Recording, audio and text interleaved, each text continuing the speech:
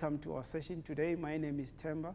Today we're exploring current, in the context of electric circuits, in the broader knowledge area of electricity and magnetism. But we'll zoom our attention into understanding, the concept of current, right? Remember, we by now most probably familiar with the fact that there is, energy involved in as far as the circuit is concerned. We think of the battery as the primary source of energy. So the transformation of energy takes place throughout the circuit. So our discussion on, the bolts and nuts or the detail around the idea of current will be in the context of an electric circuit, right? So let's look at the overview in terms of where we are. Okay, so what do we know? We know that the battery is the primary source of energy, okay? So the battery provides energy for every coulomb of charge in terms of moving, charges in the external circuit. We also know that EMF is actually the maximum energy that a battery can supply, for every coulomb of charge. Now, in as far as, current is concerned, we know that current is transmitted through materials which we would describe as conductors. So what are conductors? These are metallic, materials that allow charge to move through them. And then insulators will actually do the opposite of conductors. These are the type of materials that do not allow electric charge to move through them. So insulators are essentially, bad conductors, while conductors are materials that allow charge to pass through, right? So the concept of current will be discussed in electric circuits, right? Now, the thinking that is going to guide our session for today are the following. Okay, have you ever thought about, number one, why is an ammeter always connected in series? We'll talk about an ammeter as a device that is actually used to measure current in a circuit. And then the second thought that you must think about it, okay, just to guide, our understanding, is that what does the ammeter reading tell us about how much charge moves in a circuit? So the ammeter is actually is the device that measures current, and then the reading that we get from the ammeter, what more does it tell us in our understanding of what current is all about, right? Okay, now the keywords, the terminology, very, very important. One has to emphasize at this point that whenever we talk of definitions, our point of reference becomes the examination guidelines. Keywords must be used in the correct context. And furthermore, we are saying that, the definitions, which forms part of the language, is actually an all or nothing kind of an arrangement. It's either you know your definitions or you don't. But beyond reciting and memorizing the definitions, we also need to understand. So our lesson focuses on the understanding. That's why we emphasize on the thinking, how you must think as a young scientist, right? So current is the main concept for today, which is a quantity, okay? Remember, a quantity is anything that can be measured, because in the context of current, we'll talk about moving charge, either positive or negative. Think about the subatomic particles, okay? So when you talk about charge, think about the subatomic particles, all right? Okay. Now the subatomic particles are actually your protons, electrons, and neutrons. And then when we talk about current, we're talking about the electrons, okay? And then the word rate is used in many scientific contexts, as you discover as we move along. When we talk about rate, it has a component of time. So when we talk about the rate of something, let's say for argument's sake, rate of moving charge, we are asking ourselves, how much charge moves past a point in a given time. So the unit of time, again, very, very important, is a second. So if we talk about a unit, we're talking about one. Okay, so if we talk about a unit of time, what are we referring to? We are referring to 1 second. Okay, so the rate has a lot to do with time or time interval, okay? The change in time, all right? Okay, and then by now, we most probably familiar with the key components of a simple electric circuit from our earlier grades. We understand that for us to set up a simple circuit, we need certain instruments or certain components that make up that electric circuit. But the main idea behind a circuit is just to say to us that, look, energy is transformed from one form to another, as we know it from our background, that energy cannot be created or destroyed. So it means that there must be, some form of energy converted or transformed to the other. So a circuit, as an example, says to us that energy is actually converted from one form to the other. So in constructing a circuit, we need a certain, components. What are these components? We need a cell. By now, we know that a cell is just a single unit with a pair of terminals, positive and negative, which is obviously going to be connected to a conductor, okay? And then a battery becomes a combination of cells that are connected in series, 2 or more. Then we have got a battery. So a cell or a battery becomes the primary source of electrical energy, okay? A conductor, we've spoken about it briefly to say that what a conductor does, it's a material in terms of physical properties that allows charge to pass through. So if we talk about electrical conductivity, we're talking about materials that allow electric charge to pass through them, as opposed to thermal conductivity, which has a lot to do with heat under physical properties of materials. So materials that allow charge to actually pass through them justifies even their use in everyday life. You think of copper wire, a nichrome wire, stainless steel. Most of them are used as electrical conductors in, circuits in our homes, because circuits, they just are not confined to, the small circuits that we construct in our school labs, but even beyond, outside the classroom, there are a lot of practical applications of electric circuit, which is the big idea of why we have to understand the science behind it, right? And then we also have a light bulb, okay, that represents a single light bulb, which also is connected to a conductor in a typical circuit. And then we've got a closed switch, okay?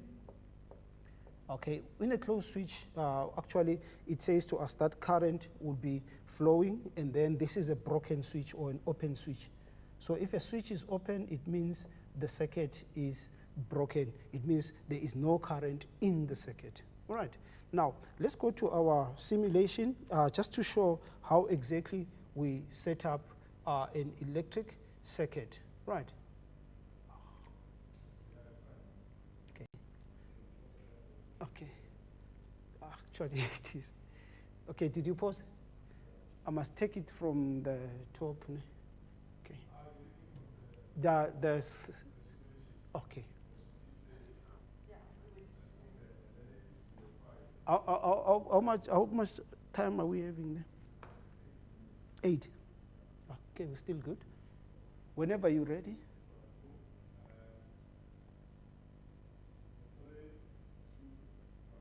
Once again, let's look at this, how exactly we set up a simple electric circuit. What do we need for an electric circuit? We need an energy source, in this case, which is a battery, okay? Now, this is a cell in a way. Why are we saying it's a cell? Because there's only one unit, okay? But if we have got multiple of them connected like that, it becomes a battery. So for a change, let's talk about a battery, okay? This is a source of electrical energy, okay? Now, we've got conducting wires, okay? These are materials that allow electric charge to pass through them, okay? We will connect another one in the opposite terminal of the battery, right? And then we can have our switch. We will use the switch to complete or break the circuit, depending on whatever we need to achieve, right? Okay, we still have our conducting wires, which most probably it looks like a copper wire, okay? And then we can have another one, okay? And then we can also have a light bulb, okay, just to show the energy transformation that takes place, okay?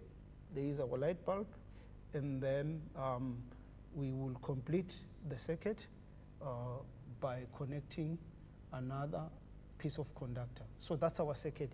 As it is now, the circuit is broken. What does it mean?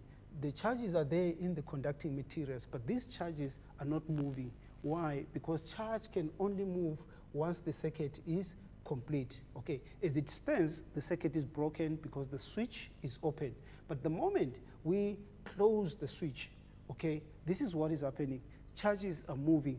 The battery provides energy or transfers energy to each and every charge such that they move through the circuit. But when these charges, which have got electrical energy, reach the light bulb, what is happening? There is some energy conversion. That electrical energy is actually converted to light. As you can see, the bulb is glowing. Okay, so if we break that circuit, you know, the light energy ceases to exist because that energy can only be there once there is electrical energy, which is transformed by the light bulb into light energy. So this is how we set up a simple circuit, right? So all these components that we have listed, your battery, your switch, your conducting wires, your light bulb, are the basic components that you need to set up a simple electric circuit, right? Okay. Now, so these are the symbolic representations of the different components that we might have. So in this case of the, you know, the simulation that we just shown, we have got a battery instead of a cell because we had a combination of, you know, two cells connected in series. Okay, we'll talk about that more as we go along, right? And then the new thing here is an ammeter. Okay, the new component that we have introduced is the ammeter, which is used to measure current. Okay, so an ammeter, this is how we represent an ammeter in a circuit. We'll connect the ammeter, obviously, at a point in a circuit just to determine how much current passes through. So the measurement of current is done by the use of an ammeter, right? Okay. Now, let's talk about electric current, which is our main concept for today. Electric current is defined as the rate of flow of charge. Okay, the word rate has come up. Okay, that's our first encounter with it. When we talk about rate, we are saying how much charge passes through a point in a given time. So if we talk about a rate, we are saying, let's say for argument's sake, we talk about 5 coulombs of charge passing through a point per second. So the rate is 5 per second. That's the idea of the term rate. So the definition of current is incomplete without the keyword rate, right? So the symbol for current is I, okay, which is derived from current intensity, which is an indication of what is the intensity of charges flowing through a point per unit time. So the SI unit is the ampere, which is the capital letter A, okay? Right, and then by mathematical representation, we know that current is amount of charge that passes through a point in a given time. Then it takes us to the mathematical equation I is equals to Q over delta T, where Q represents charge, okay? This charge is obviously electrons, okay? We know from conservation of charge. So then charge is measured in coulombs, right? While time is measured in second. This is the time interval, okay, through which a certain amount of charge passes through a point. So time is in seconds. Then the SI unit, by definition, when do we have an ampere of current? These are important questions in terms of understanding that we need to ask ourselves. When do we have an ampere of current? Understanding that current is rate of flow of charge, or how much charge passes through a point per second. So if we talk about an ampere of current, we are saying that there is 1 coulomb of charge passing through a point for every second, right? So if we talk it in terms of electrons, we know from quantization of charge that charge is equals to the number of electrons multiplied by the elementary charge. So if we have got a coulomb of charge, how many electrons must pass through a point per second? Now we can determine the number of electrons that must pass through a point, which is Q, in this case it's 1 coulomb divided by the elementary charge, which is 1,6 times 10 exponent negative 19. Here we want the number of electrons, okay, as per the principle of quantization of charge. Let's check how many electrons make up a charge of 1 coulomb so that we better understand this. Right, so in this case, we've got 1, okay, divided by, what do we have, 1,6, okay, times 10 exponent negative 19, okay? What do we get from that? We get 6,25 times 10 exponent 18, okay? This is 6,25 times 10 exponent 18 electrons, right?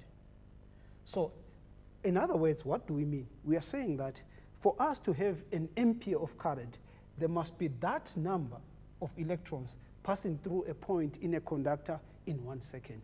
Okay, so we're trying to link what we already know to, the new knowledge. Now, having said that, let's understand that current is the rate of flow of charge. If we break it down to make it simpler, we are saying, let's ask ourselves, if we have a reading of current, what exactly are we talking about? If it's an ampere of current, it means there is 1 coulomb of charge passing through a point for every second. Equivalently, if we have got 10 amperes, it means there's 10 coulombs of charge passing through a point in a conductor for every second. After a short break, we'll talk about how exactly we measure current in practice using our device, which is the ammeter. Let's take a short breather for now.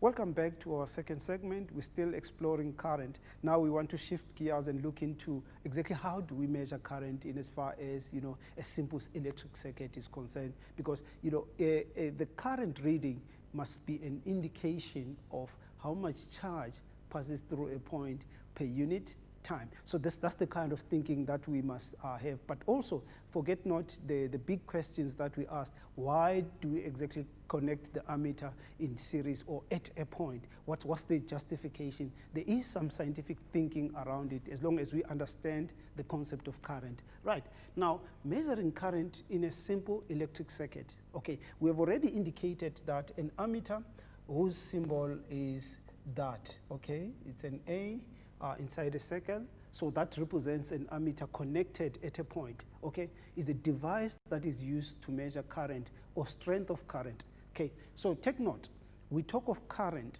in terms of charge per unit time, or we can talk of strength of current in terms of how much charge, the greater the amount of charge passing through, the stronger the current. Sometimes we may also alternatively refer to it intensity of current. So current, strength of current, current intensity, it may be used differently to refer to this quantity of current. It refers to the same thing, right? So the older version of the device, this is an analog one, which is an ammeter. In real life, it looks like this. So it has got 2 calibrations, okay? So when you connect it obviously at a point, okay? The black one represents the terminal where you place the positive terminal, while the red is the negative. And then you'd also realize that there are 2 calibrations or graduations. The other one ends with 1, the other one ends with 5. So when you connect to a circuit whose current you do not know, you obviously start with the bigger one, okay? The moment the current reading, that pointer deflects very, to a slighter extent. It says the amount of current that you're measuring is very little. It's below 1. Then you can change it and put on the middle one, okay? So this is just how an older version of an ammeter looks like in real life. But due to advancement in technology, because we are living, in the 4th industrial revolution now, we are having this version of a multimeter, which is digital. So this is digital, even in terms of, accuracy.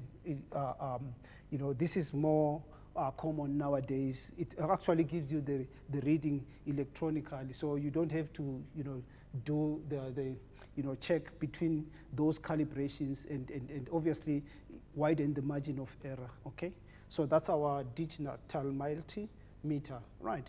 But now let's look at measuring current in a simple circuit. Let's go back to our simulation and look at a simple circuit, right?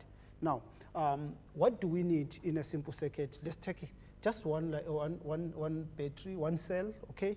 and then we connecting wires, the conductors to it, okay?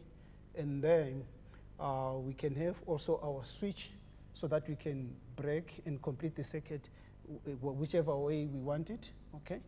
And then again, we can have a light bulb just to show us how much current passes through that battery as well as through the external circuit. So I'll have the light bulb there, okay?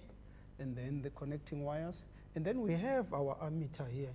I'll take a digital one, like the one that we showed on the slide. Okay, that's our ammeter there, okay? That will connect to our circuit, okay? And then complete that circuit, okay? Right. So a simulation actually models what happens in real life, you know. It also helps us to understand, as it stands, there is zero current, there is no current in the circuit. Why? Because the circuit is broken. We can even show the charge, okay? The charge is not moving. So once there is no flow of charge, then there is zero current while the switch is open, okay? We'll take out those charges. What if then we kind of, let's have a smaller light bulb there, okay?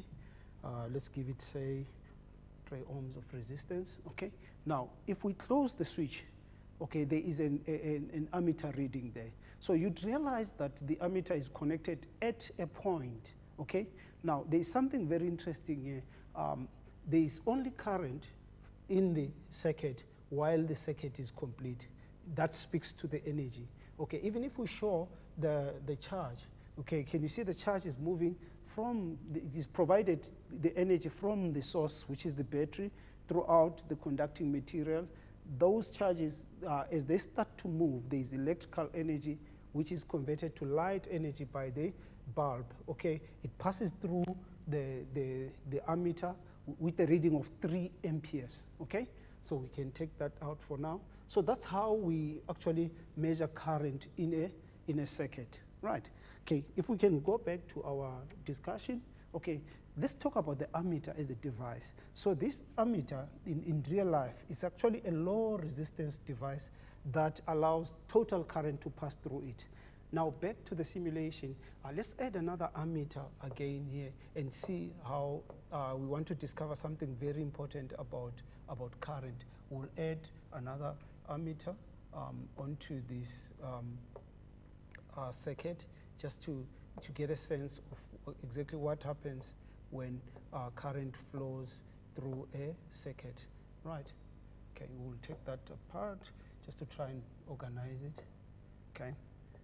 There is our circuit, okay, right. We can also try and understand that, you know, when current actually, when the circuit is connected, the current that flows through, you know, a single pathway stays kind of the same, okay? So here is our circuit, okay? We've rearranged it and put 2 ammeters. Now, in both cases, there is 0 ammeter reading because there is no current. Why?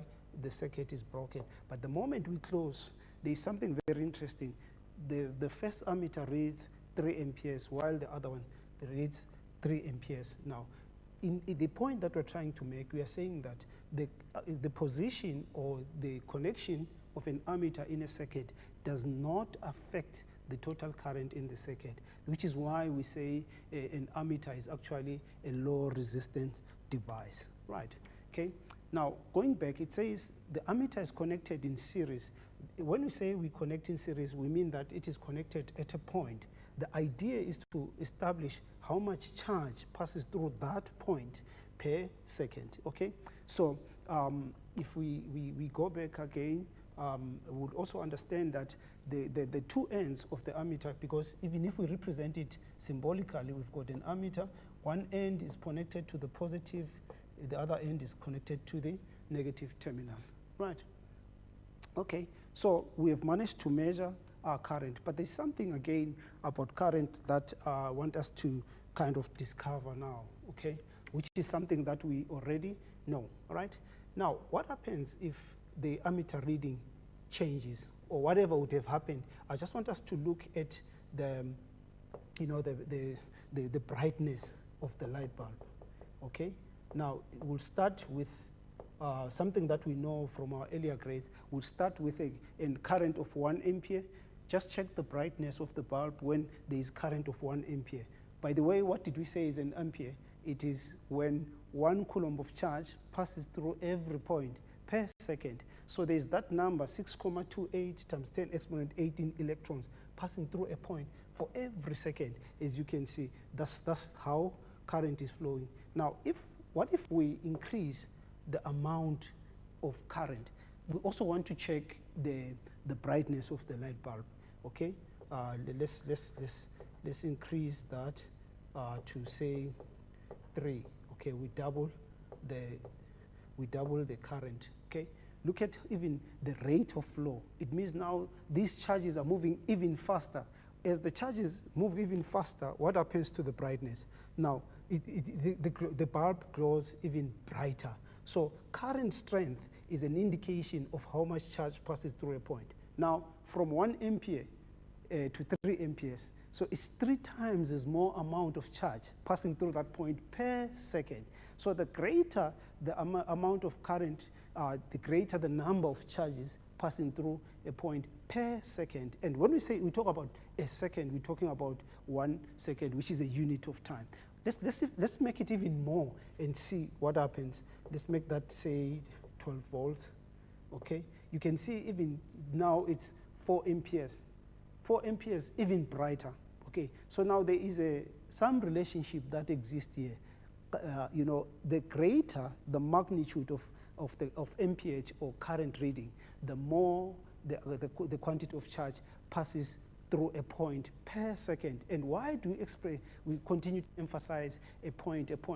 Yes, we connect the ammeter in series or at a point because we want to know how many of those coulombs of charge actually pass through that point for every second. Right, let's go back to our simulation. Okay, so we can now relate the current to the intensity. So hence we spoke about strength of current, which says, okay, if we've got 3 amperes, this current strength is greater compared to that of an ampere, which is 1 ampere. We also saw even how fast the rate of flow. So it goes back to the definition, which says current is defined as the rate of flow of charge. So the greater the current, the greater the rate of flow. Hence, we would see even the brightness, meaning that even the amount of energy, transferred, per coulomb of charge is greater because we kept on changing, and then we also realized that the brighter the bulb glows. Okay, in the second segment, we'll look at the concept of current in terms of, the mathematical calculations and try to bring in some form of understanding to say, okay, how does amount of charge affect the current in a given amount of time? Okay, we'll take a short break for now.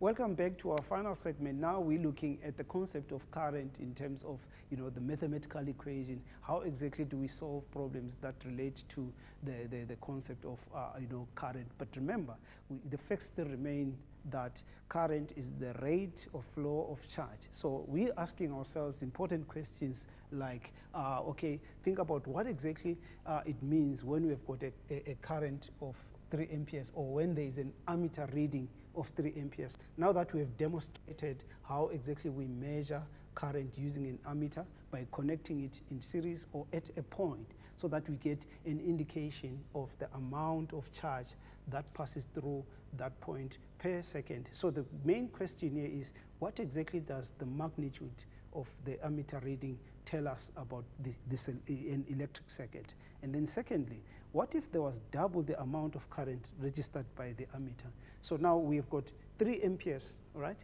And then if we double 3 amperes, what do we have? We've got 6 amperes. Now, what does that tell us about the current strength or the current intensity? Or alternatively, what does it tell us about how much charge passes through a point in 1 second. So if it's 3 amperes, we are saying that there's 3 coulombs of charge, whatever that number of electron is that pass through that point in a second per second. So if we double it to 6 amperes, what does it mean? It means there's 6 coulombs of charge passing through that point per second, right? And then what does the brightness, this is a very important observation that we made in the previous demonstration. What does the brightness of the light bulb suggest about current in a simple circuit? There's something that we realized, that the more current passes through a light bulb, the brighter that light bulb burns, okay? So in other words, it says to us, if there is more charges passing through that point per second, it means the brighter the light burns, because that has also to do with something very, very important, which is the energy conversion that takes place in a simple circuit. So these are some of the thinking points that you have to actually consider, just to guide us for the purpose of our discussion. Now we want to measure the current passing through a simple circuit where we connect a light bulb, okay? Now, if we go back to our simulation, we will get something of this sort, okay? Now, I'll break that circuit just for us to, to actually measure the current, okay? Now, if we close the switch, there will be current, okay? Or charges will flow. That's very important because we are saying charges flow, and the moment there is rate of flow of charge, there is current. So we don't use the term current flow, okay? We need to try by all means to stay away from that. Now, if we close the switch, the bulb burns. Now, you need to realize something here. The amount of charge that passes through the first ammeter is actually 4 coulombs of charge. Even after the battery, after the light bulb, they're still the same. So then the amount of charge actually remains the same, which takes us to something that we already know, which talks about the amount of charge remaining constant. Okay, what is that about? It has a lot to do with the principle of conservation of charge. Charge, in the amount of charge, as long as it's a closed system, it will remain constant. So as a result, charge is never lost, okay? Even the energy that is transferred by the battery to these charges remains constant, because we're still emphasizing that, in an electric circuit, there's a lot of energy conversion that takes place. We discussed that earlier to say chemical potential energy from the battery or the cell, whatever the case may be, is transferred to these charges. And then the moment these charges are given energy to move, which we talk about in terms of voltage, energy per coulomb of charge, then we've got electrical energy. What if now this electrical energy reaches the light bulb? What does the light bulb do? There's further energy transformation on the light bulb in terms of electrical energy to light energy. Okay, so the principle of conservation of charge says to us that the amount of charge remains constant. So even if we've got 4 coulombs of charge passing through the first ammeter, and then we also have the same amount of charge passing through the second ammeter. So is there any charges lost in this circuit? Definitely not. So the amount of charge remains constant, because we want to think of a circuit as a closed system of some sort, because we're already familiar with the principle of conservation of charge. So the amount of charge passing through second ammeter is equals to that which passes through the first ammeter. So in other words, we can also tell from this simple circuit that there's the same number of charges pass through the light bulb, which is also a very important realization that we have to arrive at, okay? Right, so that's how we measure current in a simple circuit across through a light bulb, okay? Now, the strength of current in a circuit is determined by the resistance of the circuit. Okay, the term resistance is starting to come up, we're starting to use it once too often than others. So the word resistance, we would understand it in the concept that it has to do with the other devices that are connected in the circuit outside the battery for now. So what are we saying? We are saying that a light bulb offers some resistance. If a light bulb has got a certain amount of resistance to the flow of charge or to that current, then it has to do with the amount of energy that it converts from electrical to light energy, because that's what a resistor does, okay? So these are components in a circuit. An example is a light bulb. So we can say, e.g., light bulb, okay? So a light bulb will convert electrical energy to light, heat and light. A speaker will convert, electrical energy to sound energy. So we're still maintaining that indeed energy cannot be created or destroyed. So energy is never lost. By all means, energy is transformed from one form to the other. So we can talk of a speaker as well as an example, a heater, But in real life, we talk of, television sets, your fridges, your microwave oven, heating and, devices that we use or appliances that we use at our homes, okay? So the strength of current is determined by the resistance. This will lead us to even more, understanding as we go further in our study of circuits, okay? Now, the battery stores a limited amount of energy, okay, for moving charges. So the battery does not release charge. Once again, what it does, it transfers that chemical potential energy to the charges so that the charges can move, so that it becomes electrical energy. We need to get that out of the way. So the charges are not from the battery. The battery is the primary source of energy, which is transferred to the charges, okay? Very, very important, okay? So a battery may be designed to deliver, let's say, a current of 1 ampere for 48 hours, right?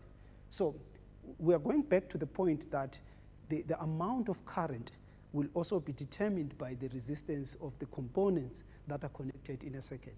So say, for argument's sake, we've got a simple battery that delivers a current of 1 ampere for a period of 48 hours before we consider the battery to be flat. So the moment the battery is flat, what are we saying? In other words, we are saying that there is no more chemical potential energy to be transferred or to the charges so that they can be electrical energy. That's what it simply means. Now, if a circuit draws a stronger current, we already know something about current intensity. So 2 amperes is double 1 ampere.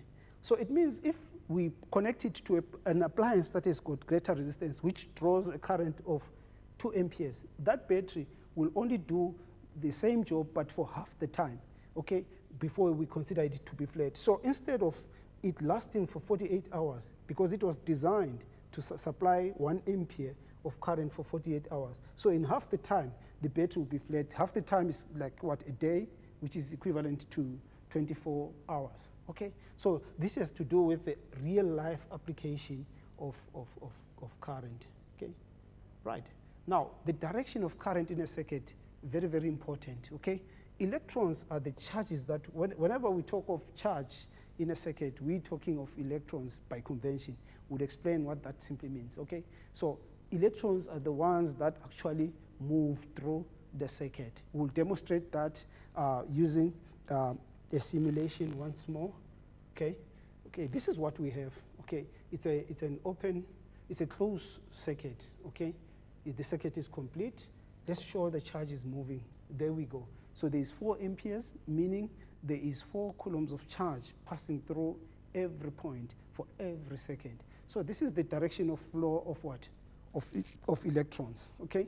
But we have got what is called the conventional current flow, which is what is standard. So we understand the flow of current with respect to conventional flow. Let's show the conventional flow. So the conventional flow is from positive to negative.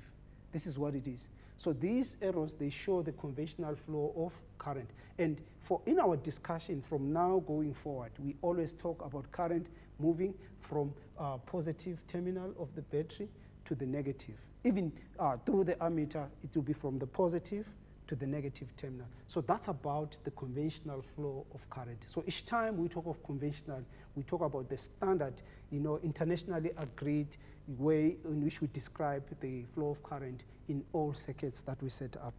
Okay, let's go back to our simulation. So by convention, the direction of current is taken to be from positive terminal to the negative terminal, as we have demonstrated that.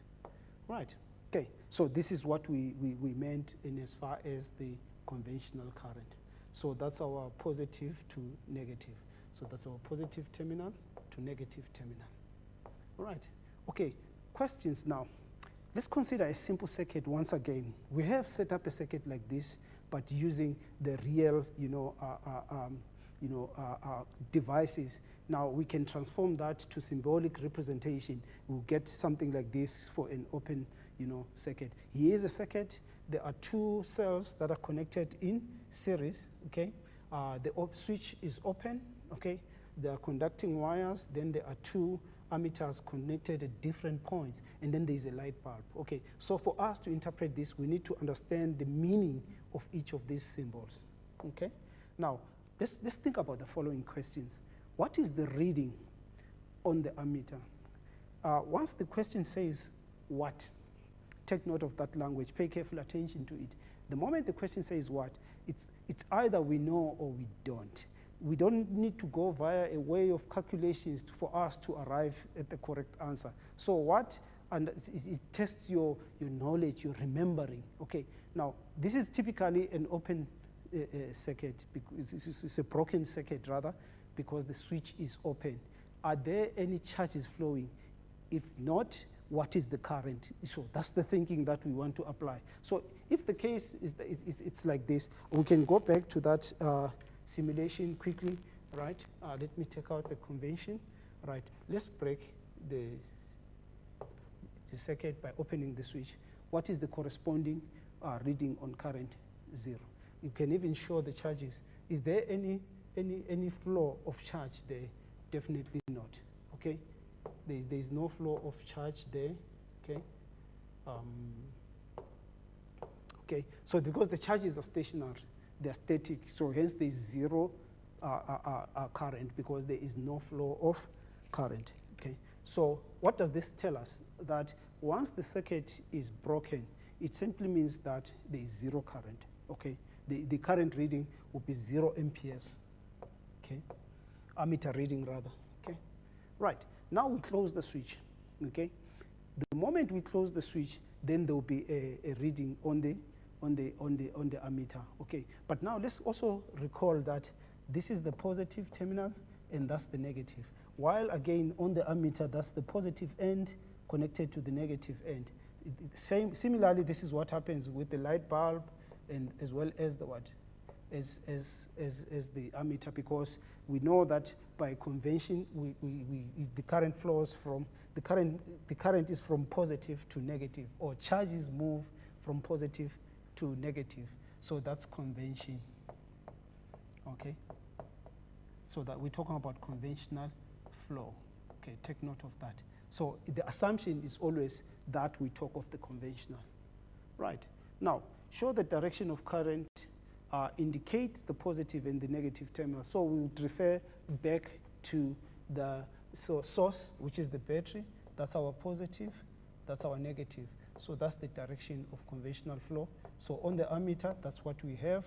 We have already demonstrated that from the positive to the negative of the battery. Okay, right.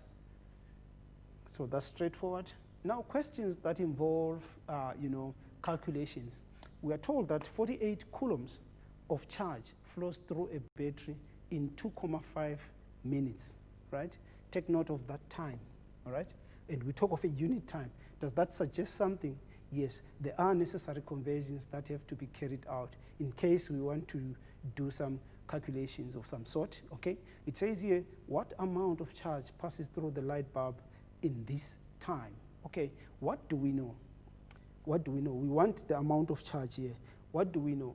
We know that current is equals to charge over time, okay? So what are we given here? We are given the amount of charge, okay, and the time. Now we want to calculate the ammeter reading, right? So the ammeter reading is the current. It will give us the indication of current, okay? How much charge is that? 48 coulombs, right? Divided by how much time is 2.5 minutes, okay? Remember, the SI unit of time is the second. So this will be 2.5 or 2.5 multiplied by 60. Why? Because for every minute there are 60 seconds, okay? So our current, if we quickly go to our calculator, okay, what does that give us? We have, let's clear that.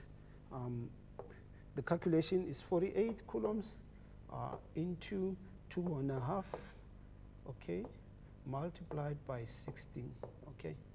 So what does that give us? It gives us 8/25 as a decimal fraction, 0.32, okay. So the 0.32 is actually the ammeter reading, which is an indication of current strength, okay, 0.32 amperes, right? So be mindful of the fact that whenever you do calculations, make sure that the final value that you are calculating carries the correct unit. We are given the charge in coulombs. We managed to do the necessary conversion from 2.5 minutes to seconds, okay? And then whatever we're looking for in this case, which is the ammeter reading, which is an indication of current intensity or strength of current, or simply put, the amount of current that passes through a point, you know, then we managed to get to that, okay? Then if we can go back, the amount of charge that passes through the light bulb in this time is exactly the 48 coulombs. That's the amount of charge, okay? Right. And then in summary, we understand that current is the rate of flow of charge. This is an all or nothing type of a definition. And then an ammeter is a device, that's an instrument. Current is a quantity, all right? Let's make sure that we understand that. And then ammeter is a device that is used to measure this quantity that we call current, okay? It is always connected in series or at a point.